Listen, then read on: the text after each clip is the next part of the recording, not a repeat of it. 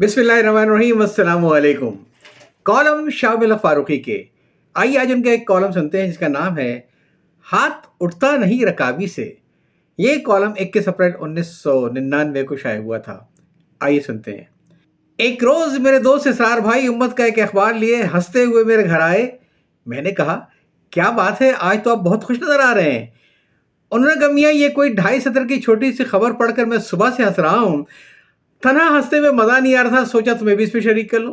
मैंने कहा, क्या है वो खबर। उन्होंने जवाब दिया कि भारत के सूबा उत्तर प्रदेश के दारुल लखनऊ में होने वाली शादी की एक तकरीब में जहरीला खाना खाने के बाद 300 अफराद बीमार पड़ गए। मैंने कहा, सार भाई ये तो संगदिली है। 300 आदमी बीमार पड़ गए और आप खुद भी हंस रहे हैं और दूसरों को हंसाना चाहते हैं। इसरार भाई ने बरहमी के अंदाज में कहा, दुनिया में इंसान दोस्त आप ही नहीं है, कुछ और भी लोग हैं जिन इंसानों से हमदर्दी है, और अगर आपसे ज्यादा नहीं तो कम भी नहीं है। भाई मैं तो इसलिए हंस रहा था कि कोई 2 साल पहले तक जब हमारे यहाँ शादी ब्याह की तकरीबात में खाना खिलाने पर पाबंदी नहीं थी तो हमारे यहाँ भी कैसे कैसे मनाजिर देखने में आते थे। अखबारी ज़बान में इसरार भाई ने अपनी बात जारी रखते हुए कहा, तुम्हें याद होगा कि उन दिनों जब वक्त मुअय्यना से सिर्फ 3 घंटे बाद शुरकाए महफिल को खाने के लिए खड़े डिनर यानी बूफे की मेज़ पर तलब किया जाता था तो लोग इस तरह मेज़ की तरफ दौड़ते थे कि देखकर इबरत होती थी। मैंने इसरार भाई की बात काटते हुए कहा, जाहिर है लोगों का अमल मुरवजा तरीक़े कार के मुताबिक ही होता है।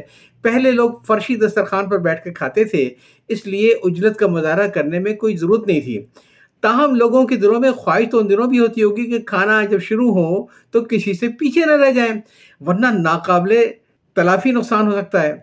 आपने उन अंधे हाफिज का किस्सा तो सुना होगा जिन्हें किसी खाने में शिरकत की दावत दी तो वो अपने साथ एक नौउम्र शागिर्द को भी ले गए कि जो ही लोग खाना शुरू करें तो मेरी कमर में कोहनी का एक ठोका लगा देना ताकि मैं दूसरों से पीछे न रह जाऊं।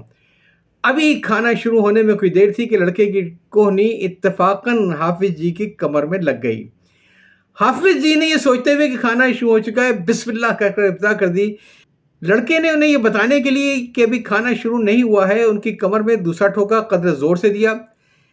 हाफिज जी ने सोचा कि उनकी रफ्तार शायद दूसरों से कम है, लिहाजा उन्होंने हाथ और तेज चलाना शुरू कर दिया।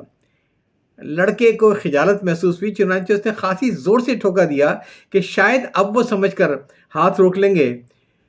हाफिज जी से अब सब्र न हुआ और वो अच्छा लूट तो फिर लूट ही सही कहकर दस्तरखान पर टूट पड़े। इसरार भाई ने कहा कि ऐसे ही इबरत अंगेज मनाजिर को सोच सोच कर तो मैं भी हंस रहा था। तुम्हें याद होगा कि इन दिनों खाने के वक्त मेज़ के गिर्द अच्छे खासे महज़ब लोग प्लेटें लिए इस तरह घूमते थे गोया उन्होंने अपनी प्लेट में मुर्गी की बोटियों की केटू की पहाड़ी बनाने की कोशिश की हो। उनकी प्लेटों से बोटियां छलकी पड़ती थीं। मैंने कहा, बोटी छलकती थी या शोरबा छलकेगा? तो वही चीज़ जो प्लेट में होगी ना। क्या शान थी वल्लाह उन दिनों की। बाज़ कदरदान तो अपनी प्लेट में बिला मुबालगा मुर्गी की 12-14 टांगे रख लेते थे और एक गोशे में खड़े होकर जल्दी जल्दी हर टांग को इधर उधर से भमोड़ कर उस प्लेट को फिर इस्तेमाल शुदा प्लेटों में रख के दूसरी प्लेट हाथ में लेकर उसके साथ भी ये सलूक करते थे। हालांकि उन्हें खूब मालूम था कि थोड़ी देर बाद 1/8 हिस्सा उनकी खाई हुई रानें कूड़े में फेंक दी जाएंगी, लेकिन उन्हें तो मतलब से प्लेट भरने से था। मैंने कहा, वो सही है, लेकिन कूड़े पर फेंका हुआ पसखुर्द भी कुत्ते बिल्ली चील कौवे भी तो खाते होंगे। वो भी तो जानदारों में है, इंसानों में नहीं, तो क्या हुआ? क्या तुमने कभी देखा है कि अगर कोई मोहताज वहां आकर सवाल करता है तो उसे कैसे धुतकारा जाता है? 1 मिनट की खामोशी के बाद इसरार भाई ने कहा, खैर छोड़ो, हम लोग कैसी मीठी मीठी बातें कर रहे थे, इसमें कड़वापन खुदा जाने कहाँ से आ गया। मैं तो बुफे डिनर के मेज़ के शुराकी की बात कर रहा था जिनमें से बाज़ की प्लेटें देखकर ये मालूम होता था गोया इनमें अभी जान पड़ जाएगी खराबी से, लेकिन उनका हाथ था कि उठता नहीं था रकाबी से। मैंने इसरार भाई की तारीफ करते हुए कहा कि इस वक्त आपने मुझे यतीम खाने में परवरिश पाने वाले किसी लड़के की याद दिला दी जिसने एक बार बड़ी शान और शौकत के साथ एक जनाजा जाते हुए देखा। पूछा, ये किसका जनाजा है?